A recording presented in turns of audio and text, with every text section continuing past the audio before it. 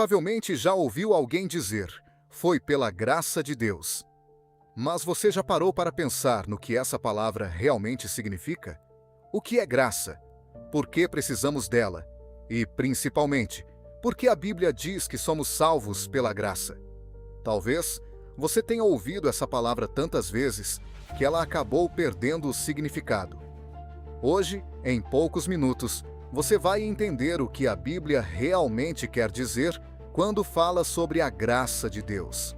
E talvez, quando entender isso, você passe a enxergar sua própria relação com Deus de uma maneira completamente diferente. A palavra graça está relacionada à ideia de favor, bondade e algo que recebemos sem merecer. E é justamente aqui que começa algo muito importante.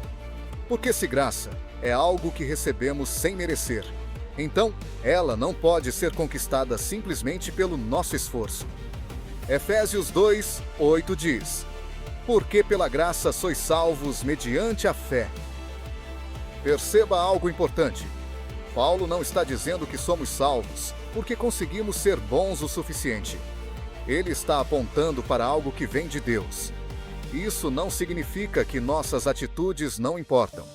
Significa que nossa salvação não é um prêmio que conquistamos depois de atingir determinado nível de perfeição. E talvez esse seja um dos maiores erros que cometemos. Nós pensamos: quando eu melhorar, Deus vai me aceitar. Quando eu parar de errar, Deus vai se aproximar de mim.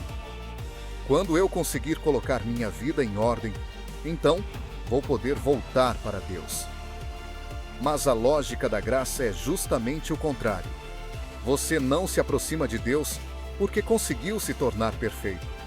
Você se aproxima porque reconhece que precisa dele. Pense em uma pessoa doente.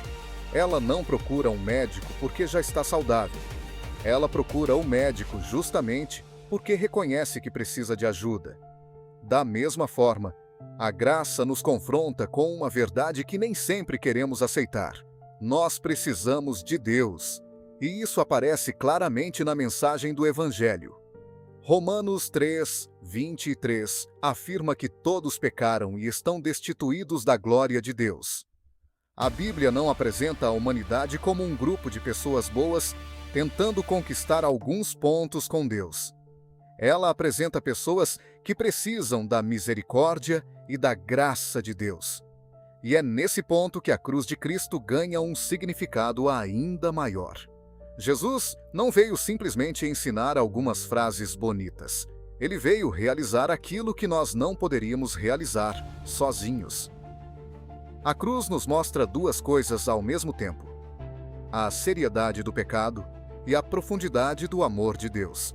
João 3:16 diz que Deus amou o mundo de tal maneira que deu o seu Filho unigênito, para que todo aquele que nele crê não pereça, mas tenha a vida eterna.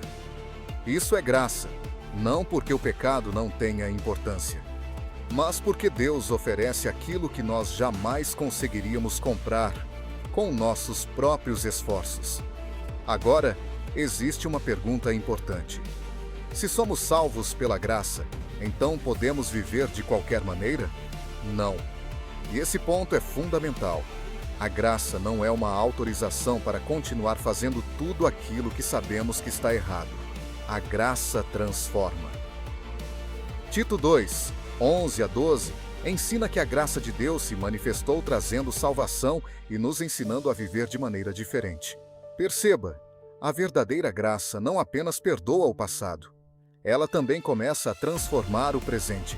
É por isso que a vida cristã não é uma tentativa desesperada de fazer coisas boas para comprar o amor de Deus.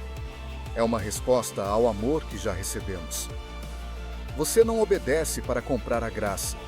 Você aprende a obedecer porque foi alcançado pela graça.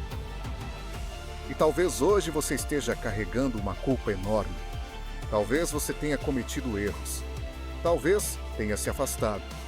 Talvez esteja pensando que foi longe demais e que Deus não vai mais querer você. Mas existe uma diferença entre reconhecer o pecado e acreditar que não existe mais esperança.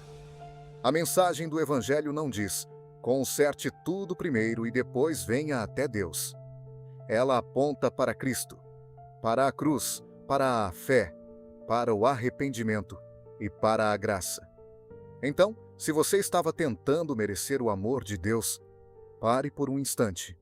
Você não precisa fingir diante dele. Você pode reconhecer quem você é. Pode reconhecer suas falhas. Pode reconhecer sua necessidade. E pode se voltar para Deus, porque a graça não significa que você merece. Significa justamente que Deus oferece aquilo que você não poderia conquistar sozinho. E talvez seja isso que você precisava lembrar hoje. Você não precisa ser perfeito para começar a buscar Deus. Comece buscando, comece orando, comece lendo a palavra, comece dando um passo. E permita que Deus transforme aquilo que você sozinho não consegue transformar. A graça não é uma desculpa para permanecer igual. É o começo de uma vida transformada. Se essa mensagem falou com você, escreva nos comentários: eu preciso da graça de Deus. E se você conhece alguém que está se afastando de Deus porque acredita que não é bom o suficiente, compartilhe este vídeo com essa pessoa. Talvez ela esteja precisando ouvir